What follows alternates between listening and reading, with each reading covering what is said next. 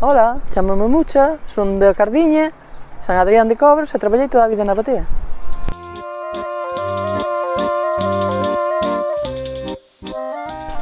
Con 11 ou 12 anos é porque facían falta os cartos.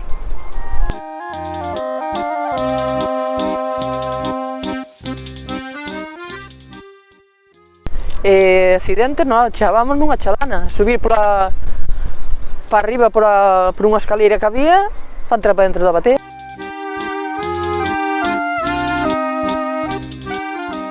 E 4 ou 5 os que foramos para a mesma batea, que non ia para unha batea sola.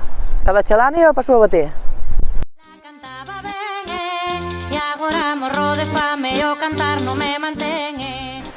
Pois levantábanse as cordas á man para arriba do caixón e despois sentábámonos a escoller o mexilón toda a man, un por un.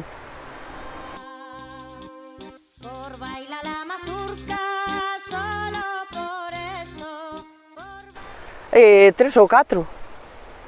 E despois había que poñerse na cabeceira do flotador e subilas para arriba, á man, anchalas para aquí por baixo, así, traca, arriba e virar para dentro.